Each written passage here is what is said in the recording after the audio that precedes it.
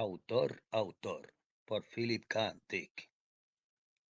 Aunque mi marido es un hombre muy puntual, dijo Mary Ellis, y no ha llegado ni un día tarde al trabajo en 25 años, hoy aún no ha salido de casa. Sorbió su bebida, compuesta de hormonas y carbohidratos, levemente perfumada. De hecho, todavía tardará unos 10 minutos en marcharse. Increíble, dijo Dorothy Lawrence, que había terminado su bebida. Un chorro de vapor para suavizar el cutis, que emanaba de un surtidor automático habilitado sobre el sofá, descendía por su cuerpo prácticamente desnudo. Los tiempos adelantan que es una barbaridad. La señora Ellis resplandeció de orgullo, como si fuera ella la que trabajara en desarrollo terrestre. Sí, es increíble. Según un tipo de la oficina, la historia de la civilización puede explicarse en términos de técnicas de transporte. Yo no sé nada de historia, por supuesto. Eso compete a los investigadores del gobierno. Pero de acuerdo con lo que ese hombre le dijo a Harry. ¿Dónde está mi maletín? Preguntó una voz irritada desde el dormitorio. Por el amor de Dios, Mary. Lo dejé anoche sobre el limpiavestidos. Lo dejaste arriba, replicó Mary, alzando un poco la voz. Mira en el ropero. ¿Y qué hace en el ropero? Se oyeron pasos precipitados. Yo pensaba que el maletín de un hombre se halla a salvo en su casa. Henry Alice se asomó a la sala de estar unos momentos. Ya lo he encontrado. Hola, señora Lawrence. Buenos días, saludó Dorothy Lawrence. Mary me estaba explicando que usted todavía no se ha marchado. Sí, aún no me he marchado. Ellis se ajustó la corbata mientras el espejo giraba poco a poco a su alrededor. ¿Quieres que te traiga algo del centro, cariño? No, dijo Mary. No se me ocurre nada. Te envidiaré a la oficina si me acuerdo de algo. ¿Es verdad que nada más entrar ya llega al centro en un instante? Preguntó la señora Lawrence. Bueno, casi al instante. 240 kilómetros, es increíble. Caramba, mi marido tarda 2 horas y media en trasladarse del monojet por los carriles comerciales, estacionar y subir a pie a su oficina. Lo sé, murmuró Ellis, cogiendo el abrigo y el sombrero. Es lo que yo solía tardar, pero eso ha terminado. Se despidió de su mujer con un beso. Hasta la noche. Ha sido un placer verla de nuevo, señora Lawrence. ¿Puedo mirar? Preguntó la señora Lawrence con un brillo de esperanza en los ojos. ¿Mirar? Claro, claro. Ellis salió por la puerta trasera y bajó a toda prisa los peldaños que llevaban al patio. Venid, gritó impaciente. No quiero llegar tarde, son las 9:59 y quiero estar sentado ante mi escritorio a las 10 en punto. La señora Lawrence siguió a Ellis nerviosa. Un gran aro brillaba bajo la luz del sol en el patio trasero. Ellis giró algunos mandos dispuestos en la base. El color plateado del aro viró a un rojo reluciente. ¡Me voy! Gritó Ellis. Se introdujo en el aro. Este osciló a su alrededor. Se oyó un débil. El brillo se desvaneció. ¡Santo Dios! Susurró la señora Lawrence. ¡Ha desaparecido! Está en el centro de Nueva York, corrigió Mary Ellis. Ojalá mi marido tuviera un instant móvil. Cuando salgan al mercado, quizá pueda permitirme comprarme uno. Oh, son muy prácticos, dijo Mary Ellis. Es muy probable que en este mismo momento les esté diciendo hola a los chicos. Henry Ellis se hallaba en una especie de túnel. A su alrededor un tubo gris e informe se extendía a ambas direcciones como una especie de cloaca brumosa. Vio enmarcado en la abertura que había detrás de él el vago contorno de su casa, el porche y el patio traseros. Mary de pie en un escalón, ataviada con pantalones y sujetador rojo. La señora Lawrence a su lado con pantalones cortos verdes a cuadros. El cedro y las hileras de petunias. Una colina. Las pulcras casas de Cedar Groves, Pensilvania, y frente a él, Nueva York. Una visión fugaz de la bulliciosa esquina opuesta a su oficina. Una parte del edificio de hormigón, cristal y acero. Gente que se movía. Rascacielos. Enjambres de monojets que aterrizaban. Señales aéreas. Innumerables funcionarios que corrían hacia sus oficinas. Ellis avanzó sin prisa hacia la terminal de Nueva York. Había utilizado el Instant Móvil las veces suficientes como para saber cuántos pasos le bastaban. 5 pasos. 5 pasos por el fluctuante túnel gris y habría recorrido 240 kilómetros. Se detuvo y miró atrás. 3 pasos hasta el momento. 144 kilómetros. Más de la mitad de la distancia. La cuarta dimensión era algo maravilloso. Ellis se llevó la pipa a los labios, apoyó el maletín contra la pierna y buscó el tabaco en el bolsillo del abrigo. Todavía le quedaban 30 segundos para llegar al trabajo. Mucho tiempo. El encendedor de la pipa relumbró. Aspiró varias veces, cerró el encendedor y lo devolvió a su bolsillo. Algo maravilloso, en efecto. El Instant Móvil ya había revolucionado la sociedad. Era posible trasladarse a cualquier lugar del mundo al instante, sin lapso de tiempo, sin necesidad de zambullirse en interminables carriles atestados de monojets. El problema del transporte se había convertido en una pesadilla desde mediados del siglo XX. Cada año aumentaba el número de familias que abandonaban la ciudad para irse a vivir al campo, lo cual agravaba los colapsos de tráfico que se producían en carreteras y autopistas. Pero el problema ya estaba solucionado.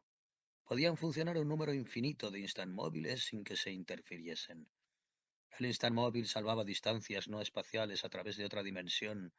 Le habían explicado esa parte con mucha claridad. Por 1.000 créditos, cualquier familia terrícola podía adquirir un juego de aros instant móviles. Uno en el patio trasero y el otro en Berlín, las Bermudas, San Francisco, Port Said o en cualquier otra parte del mundo. Existía un inconveniente, desde luego. El aro tenía que fijarse en un lugar concreto. Se elegía el destino y punto. Sin embargo, resultaba perfecto para un oficinista. Entraba por un extremo y salía por el otro. 5 pasos, 240 kilómetros. 240 kilómetros que constituían una pesadilla de 2 horas. Marchas que rascaban, sacudidas repentinas, monojets que entraban y salían, conductores que corrían como locos, conductores imprudentes, policías apostados como buitres al acecho, úlceras y mal humor.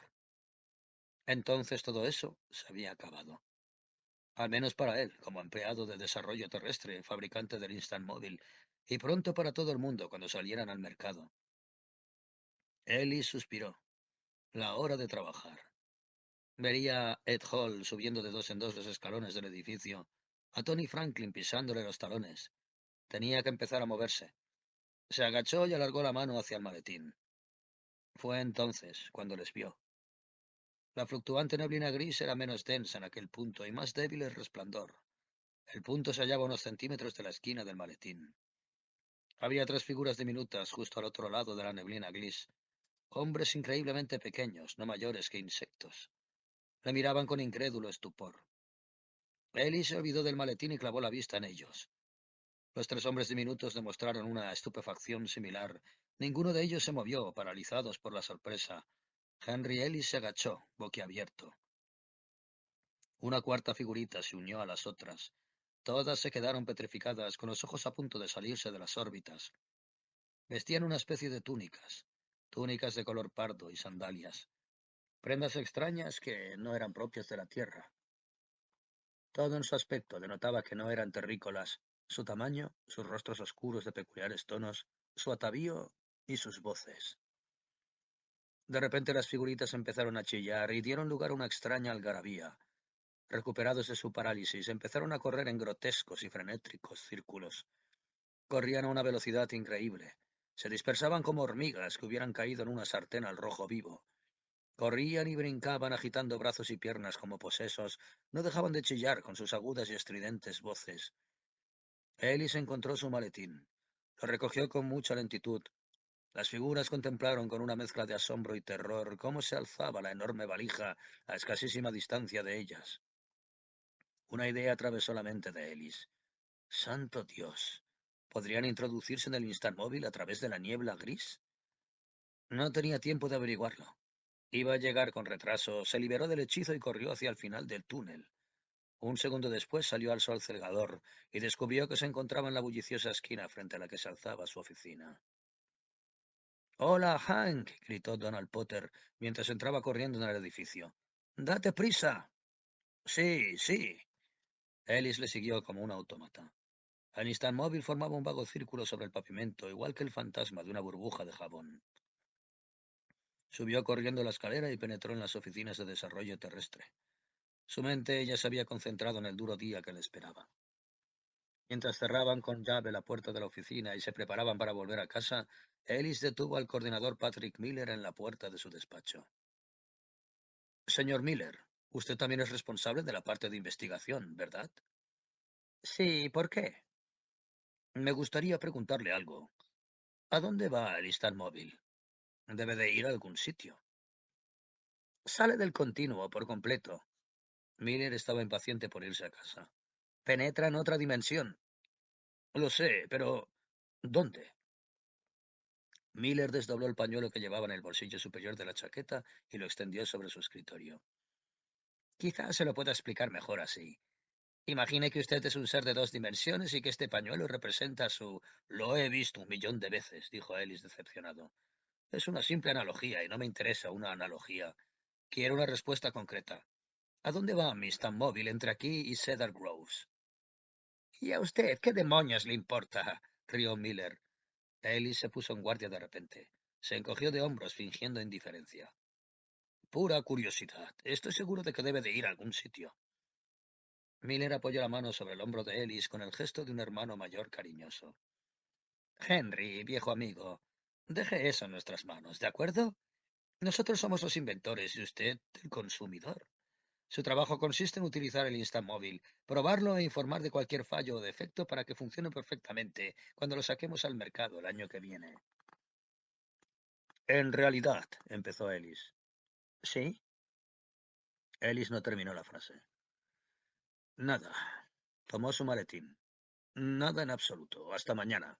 Gracias, señor Miller. Buenas noches. Salió a toda prisa del edificio. La tenue silueta de su Instant-Móvil era visible a la pálida luz del atardecer. El cielo ya estaba lleno de monojets que se marchaban. Trabajadores agotados iniciaban su largo viaje de vuelta a sus casas en el campo. El trayecto interminable. Ellis caminó hacia el aro y entró en él. De súbito, el sol se desvaneció.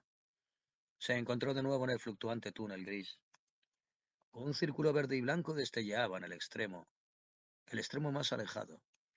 Verdes colinas ondulantes y su casa, su patio trasero, el cedro y los lechos de flores, la ciudad de Cedar Groves. 2 pasos por el túnel. Ellie se detuvo y se inclinó. Examinó el suelo del túnel, examinó la pared gris nebulosa en el punto donde se alzaba y oscilaba y aquel lugar en el que había reparado. ¿Aún continuaban allí? ¿Todavía? Se trataba de un grupo diferente. Esa vez había 10 u 11 figuritas, hombres, mujeres y niños. Se mantenían muy juntos y le contemplaban con asombro y temor. No medirían más de 1,5 centímetros.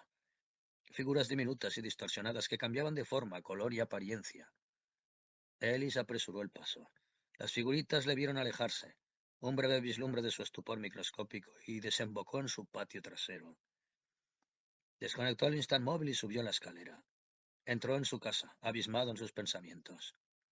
¡Hola! Gritó Mary desde la cocina. Corrió hacia él con los brazos extendidos, vestida con una camisa de malla larga hasta los pies. ¿Cómo ha ido el trabajo? Bien. ¿Ha pasado algo? Estás raro. No, no ha pasado nada. Ellis depositó un beso en la frente de su mujer, absorto. ¿Qué hay para cenar? Algo muy especial. Filete de topo de sirio. Uno de tus platos favoritos. ¿Va todo bien? Claro. Ellis tiró el abrigo y el sombrero sobre la silla. La silla los dobló y apartó. El semblante de Ellis continuaba siendo pensativo y preocupado.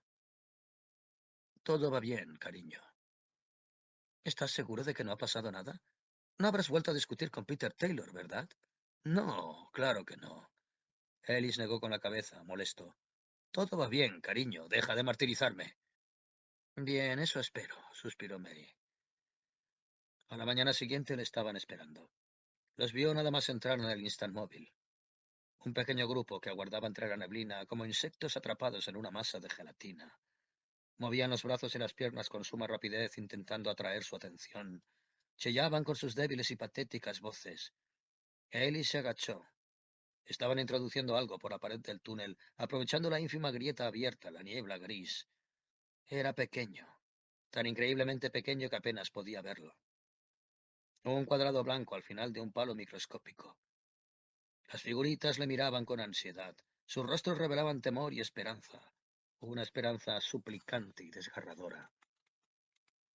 Ellis tomó el diminuto cuadrado, se desprendió del palo como un frágil pétalo de rosas. Se le escapó de los dedos y tuvo que tantear a su alrededor. Las figuritas siguieron con el corazón en un puño los movimientos de sus gigantescas manos que exploraban el suelo del túnel. Por fin lo encontró y lo acercó a sus ojos. Era demasiado pequeño para descifrarlo. ¿Escritura? Líneas diminutas, pero no podía leerlas. Demasiado pequeñas para leerlas. Sacó su cartera y encajó el cuadrado entre dos tarjetas con sumo cuidado. Introdujo la cartera en su bolsillo. Lo miraré más tarde, dijo. Su voz resonó en el túnel. El ruido provocó que los seres se dispersaran. Huyeron del resplandor grisáceo y se perdieron en la oscuridad, lanzando chillidos estremecedores. Desaparecieron en un abrir y cerrar de ojos, como ratones asustados.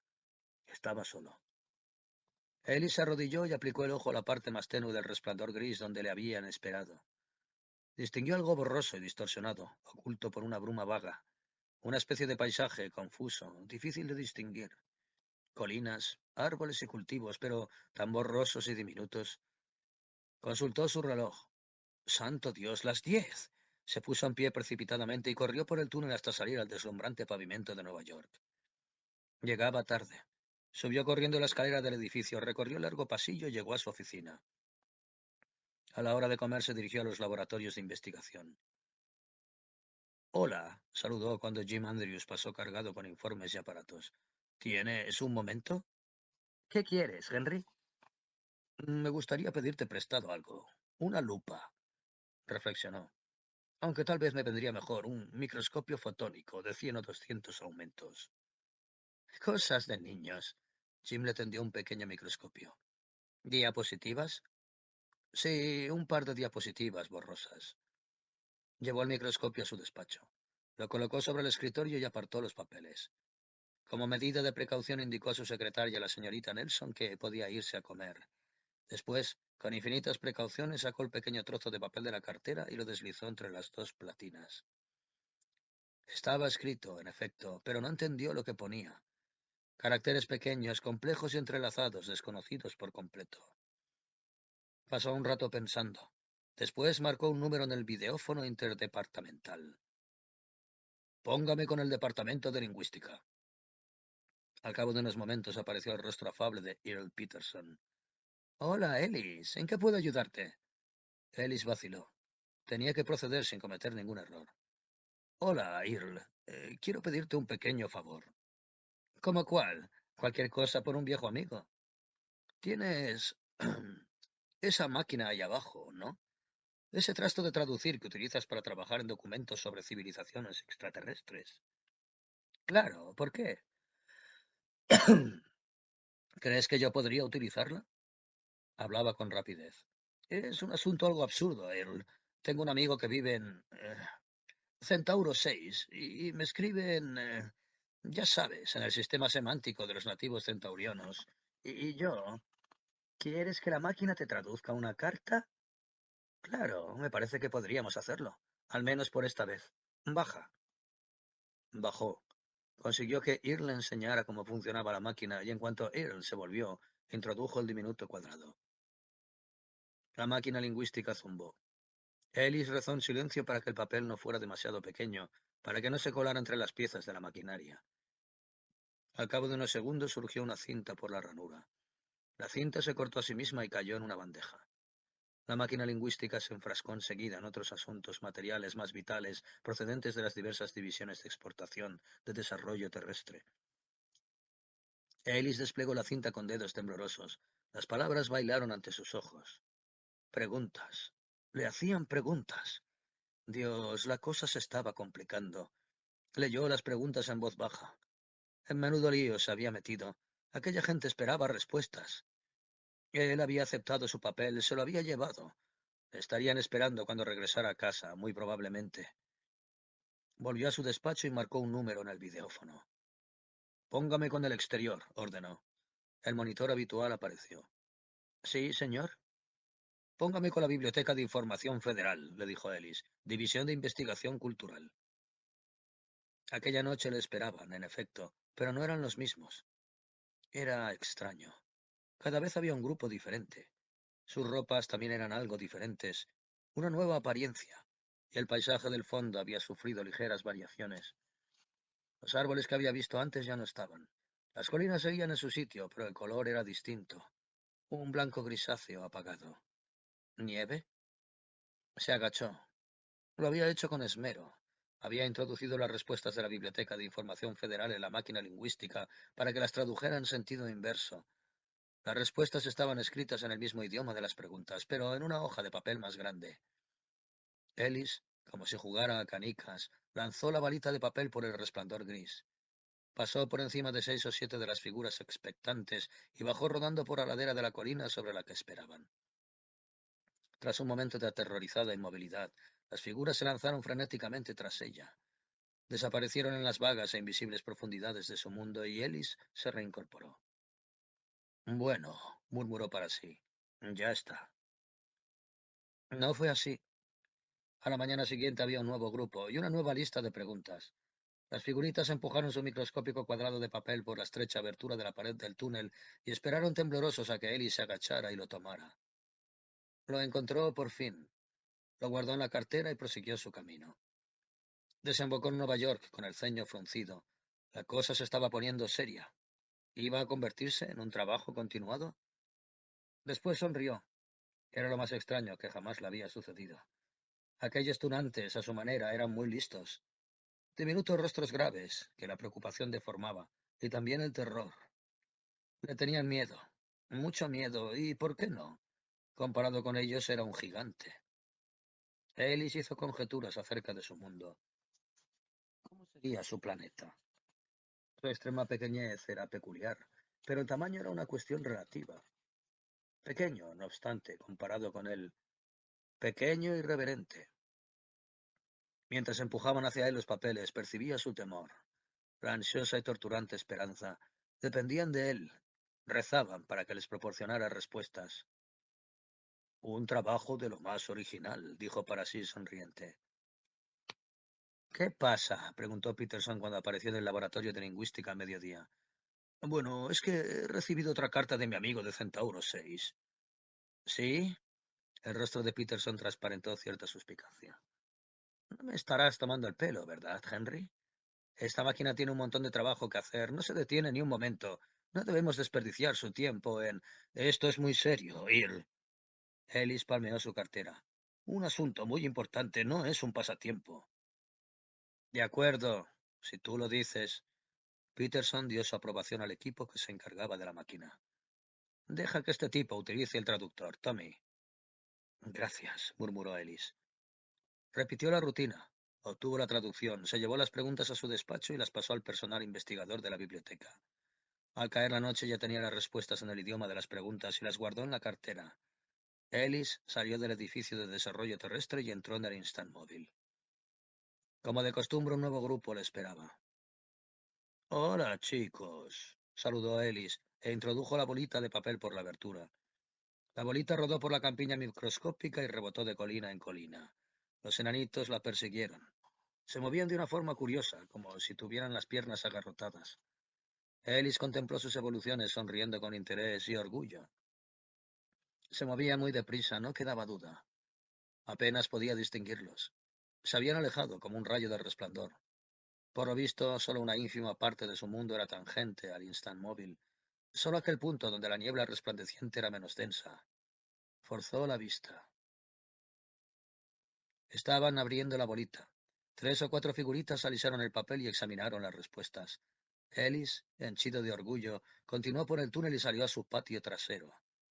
No sabía leer sus preguntas y una vez traducidas no sabía responderlas. El departamento de lingüística se encargaba de la primera parte y el personal de investigación de la biblioteca completaba el resto. Con todo, Ellis se sentía orgulloso. Experimentaba en su interior una profunda y ardiente sensación. La expresión de sus rostros, la forma en que le miraban cuando venían y veían el papel con la respuesta en su mano. Cuando se dieron cuenta de que iba a contestar a sus preguntas y la manera en que se dispersaban a continuación. Era muy satisfactorio. Le hacía sentirse en la gloria. No está mal, murmuró. Abrió la puerta trasera y entró en la casa. No está nada mal. ¿Qué no está mal, cariño? Preguntó Mary alzando la vista de la mesa. Olvidó la revista y se levantó. Caramba, pareces muy feliz. ¿Qué ha pasado? Nada, nada en absoluto. La besó ardientemente en la boca. Esta noche estás guapísima, pequeña. Oh, Henry. Mary enrojeció de pies a cabeza. Eres un encanto. Examinó a su esposa con una mirada apreciativa. Llevaba un conjunto de dos piezas de plástico transparente. Vistes unos fragmentos de lo más atractivo. Caray, Henry, ¿qué te ha pasado? ¿Pareces tan fogoso? Oh, creo que disfruto con mi trabajo, sonrió Ellis. Ya sabes, no hay nada como estar orgulloso de tu trabajo. Un trabajo bien hecho, como suele decirse. Un trabajo del que puedes estar orgulloso. Siempre has dicho que solo eras una pieza en una gigantesca máquina impersonal, una especie de número. Las cosas han cambiado, afirmó Ellis. Estoy haciendo un nuevo proyecto, un nuevo encargo. ¿Un nuevo encargo? Reúno información, algo así como un trabajo creativo, por así decirlo. Al finalizar la semana, les había entregado un buen conjunto de información. Tomó la costumbre de marcharse a trabajar a las 9:30, así se regalaba 30 minutos para ponerse a cuatro patas y escudriñar por la abertura. Adquirió una buena práctica en observarlos y ver lo que hacían en su mundo microscópico. Su civilización era bastante primitiva, sin duda alguna. Juzgando por los criterios de la Tierra, ni siquiera era una civilización. De sus observaciones, dedujo que carecían de técnicas científicas. Se trataba de una cultura agraria, una especie de comunismo rural, una organización monolítica de base tribal sin demasiados miembros. No a la vez, al menos. Esa era la parte que no comprendía. Cada vez que pasaba había un grupo diferente. Los rostros no le resultaban familiares y su mundo también cambiaba. Los árboles, los cultivos, la fauna, el clima, en apariencia. ¿Transcurría su tiempo de manera distinta? Se movían con mucha rapidez, como una cinta de vídeo acelerada, y sus voces estridentes tal vez era eso.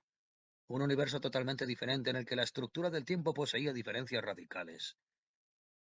En cuanto a su actitud ante él, no podía llamarse a engaño. Después de los dos primeros encuentros empezaron a presentarle ofrendas, porciones increíblemente diminutas de comida humeante, preparada en hornos y hogares de ladrillo. Si introducía la nariz en el resplandor gris, captaba un tenue aroma a comida, y olía bien, fuerte y condimentada, picante, carne, con toda probabilidad. El viernes se proveyó de una lupa y los contempló a sus anchas. Era carne, en efecto. Arrastraban animales del tamaño de una hormiga hacia los hornos para sacrificarlos y cocinarlos. Divisó mejor sus rostros con la lupa. Eran extraños, fuertes y oscuros, con una peculiar mirada firme. Ante él solo manifestaban una actitud, por supuesto, una combinación de miedo, reverencia y esperanza. Esa actitud le encantaba. Se la dedicaban solo a él. Gritaban y discutían entre sí, y a veces peleaban y se acuchillaban con furia, formando una violenta confusión de túnicas pardas. Constituían una especie apasionada y enérgica. Llegó a admirarlos. Y eso estaba bien, porque le hacía sentirse mejor. Era fantástico recibir la admiración reverente de una raza tan orgullosa y tenaz. No demostraba la menor cobardía. La quinta vez descubrió que habían construido un edificio bastante atractivo. Parecía un templo, un lugar de adoración, para él. Estaban desarrollando una auténtica religión centrada en él. No cabía duda. Salía de casa a las 9 de la mañana para pasar una hora en su compañía. A mediados de la segunda semana ya habían desarrollado todo un ritual, procesiones, velas encendidas, canciones o cánticos, sacerdotes de largos hábitos y las ofrendas condimentadas. No vio imágenes, sin embargo. Por lo visto era tan grande que no podían hacerse una idea de su apariencia. Intentó imaginar cuál sería su aspecto desde el otro lado del resplandor. Una forma inmensa que se cernía sobre ellos tras una cortina de niebla gris. Un ser borroso parecido a ellos, pero no igual. Una especie diferente, por supuesto, más grande, pero diferente en otros aspectos. Y cuando hablaba, su voz atronaba a lo largo y ancho del móvil, lo cual les impulsaba a huir. Una religión desarrollada. Él los estaba cambiando. Gracias a su presencia y a sus respuestas, las respuestas precisas y correctas que obtenía de la Biblioteca de Información Federal y traducía a su idioma mediante la máquina lingüística, ellos estaban cambiando. Debido a la forma en que transcurría su tiempo, tenían que esperar generaciones para obtener las respuestas, pero a estas alturas ya se habían acostumbrado. Esperaban, aguardaban. Le transmitían sus preguntas y al cabo de un par de siglos, él les entregaba las respuestas, respuestas que sin duda utilizaban para algo práctico. ¿Qué pasa aquí? Preguntó Mary una noche cuando llegó una hora más tarde a casa. ¿Dónde has estado? Trabajando, contestó Ellis con indiferencia mientras se quitaba el sombrero y el abrigo. Se desplomó en el sofá. Estoy cansado, muy cansado. Suspiró de alivio e indicó con un gesto al brazo del sofá que le trajera un whisky sour. Mary se acercó al sofá. Henry, estoy un poco preocupada. ¿Preocupada? No deberías trabajar tanto. Tendrías que tomártelo con más calma. ¿Cuánto hace que no disfrutas de unas auténticas vacaciones? Un viaje fuera de la Tierra, fuera del sistema. La verdad es que me gustaría llamar a ese tal Miller y preguntarle si es necesario que un hombre de tu edad ponga tanto... ¿Un hombre de mi edad?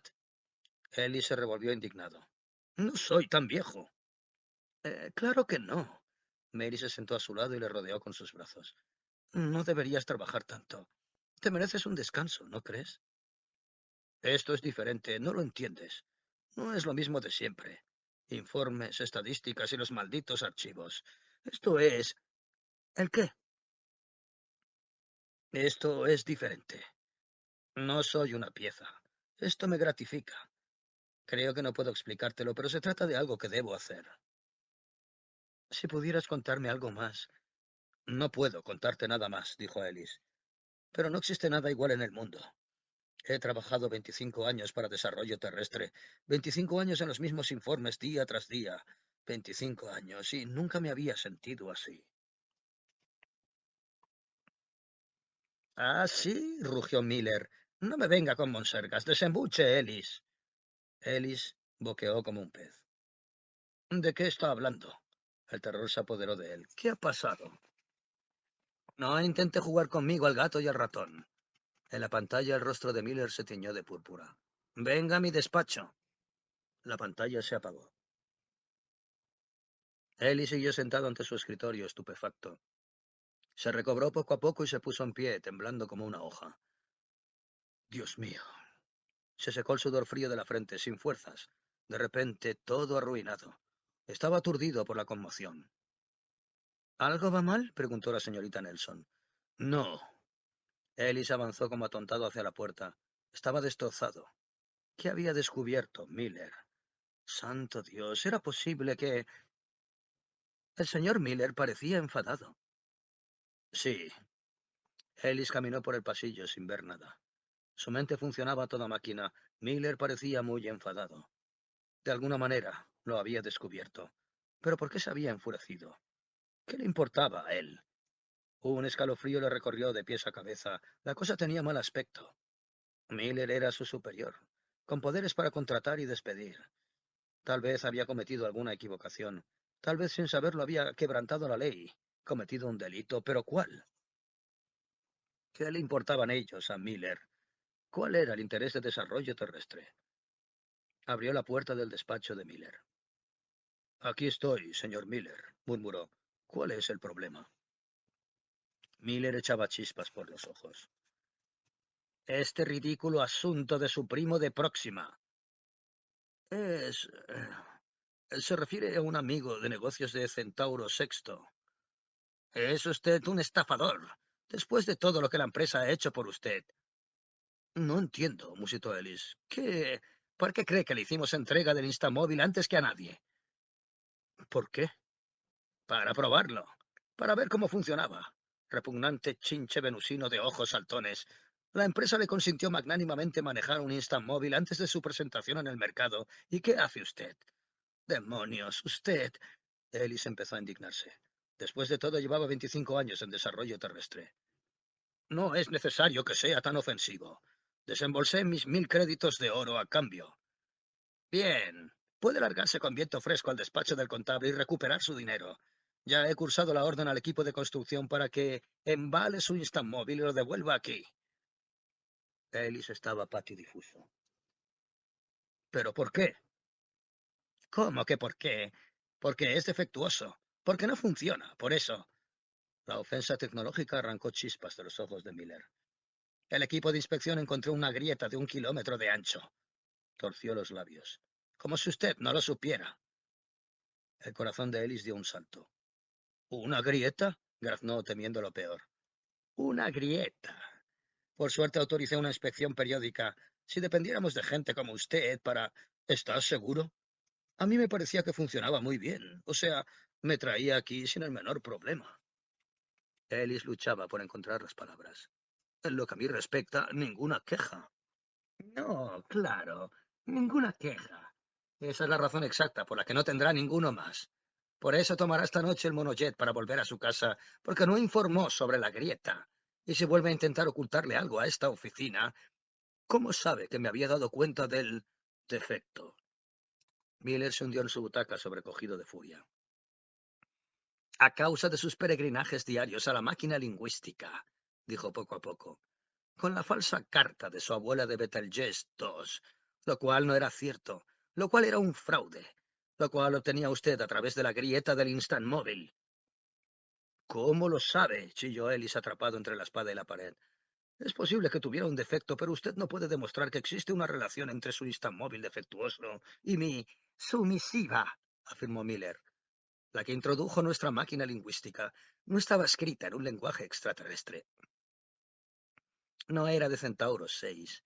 No procedía de un sistema alienígena.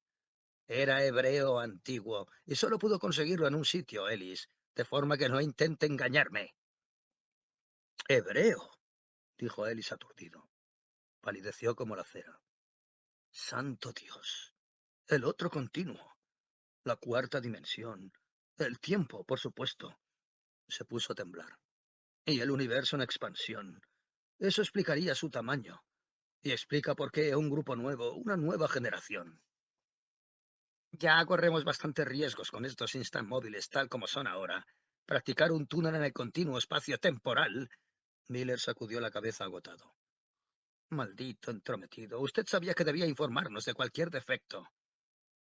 Me parece que no he hecho ningún daño, ¿verdad? Ellis estaba terriblemente nervioso. Parecían complacidos, incluso agradecidos. Demonios, estoy seguro de que no causé ningún perjuicio.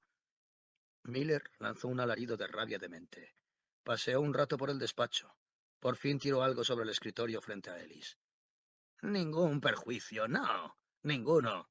Fíjese en esto. Lo he sacado de los archivos de artefactos antiguos. ¿Qué es? Mírelo. Lo comparé con una de sus hojas de preguntas. Lo mismo, exactamente lo mismo. Todas sus hojas, preguntas y respuestas se hallan aquí, sarnoso cien pies ganimediano. Ellis tomó el libro y lo abrió. Mientras leía las páginas, una extraña mirada iluminó su rostro. ¡Santo cielo! Registraron todo cuanto les proporcioné. Lo reunieron en un libro, hasta la última palabra, y también algunos comentarios. Todo está aquí, palabra por palabra.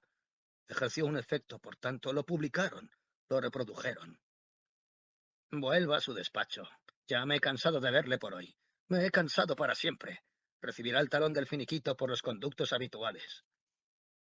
Una extraña emoción provocó que el rostro de Ellis se enrojeciera, como si estuviera en trance. Aferró el libro y se dirigió hacia la puerta. Señor Miller, ¿puedo quedármelo? ¿Puedo llevármelo? Claro, respondió Miller exhausto. Claro, lléveselo. Léalo esta noche, camino de su casa en el monojet público. Henry quiere enseñarte algo, susurró excitada Mary. Ellis, tomando a la señora Lawrence por el brazo. No metas la pata. ¿Que no meta la pata? La señora Lawrence vaciló nerviosa y algo inquieta. ¿Qué es? No será algo vivo, ¿verdad? No, no. Mary la empujó hacia la puerta del estudio. Limítate a sonreír. Alzó la voz. Henry, Dorothy Lawrence está aquí. Henry Ellis apareció en la puerta del estudio. Una figura digna en su bata de seda, con la pipa en la boca y una pluma estilográfica en una mano. Hizo una ligera inclinación de cabeza. Buenas noches, señora Lawrence, dijo en voz baja, bien modulada. ¿Le importaría entrar en mi estudio un momento? ¿Estudio? La señora Lawrence cruzó el umbral indecisa. ¿Qué estudia? Bueno, Mary me ha dicho que ha estado haciendo algo muy interesante últimamente. Ahora que ya no está en... O sea, ahora que se queda más en casa. De todas formas, no me ha dado la menor pista. Los ojos de Dorothy Lawrence vagaron con curiosidad por la habitación. El estudio estaba lleno de libros de consulta, mapas, Un enorme escritorio de caoba, un atlas, un globo terráqueo, butacas de piel y una máquina de escribir eléctrica inconcebiblemente antigua. ¡Santo Dios! Exclamó la mujer. ¡Qué extraño! Tantas antigüedades. Ellie sacó algo de la librería con infinito cuidado y se lo tendió como sin darle importancia. A propósito, échele una ojeada a esto. ¿Qué es? ¿Un libro? La señora Lawrence tomó el libro y lo examinó. Dios mío, ¿cómo pesa? Leyó la cubierta, moviendo los labios. ¿Qué significa esto? Parece muy antiguo. ¿Y qué letras tan extrañas?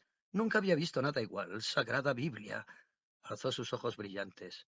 ¿Qué es esto? Bueno, Ellis esbozó una sonrisa. La señora Lawrence tuvo una intuición y se quedó sin aliento. ¡Santo cielo! No habrá escrito esto, ¿verdad? La sonrisa de Ellis se hizo más amplia. Enrojeció de modestia, digno y sereno. Una cosa sin importancia, murmuró indiferente. Mi primera obra, para ser exacto. Acarició la pluma con aire pensativo. Y ahora, con vuestro permiso, debo volver a mi trabajo.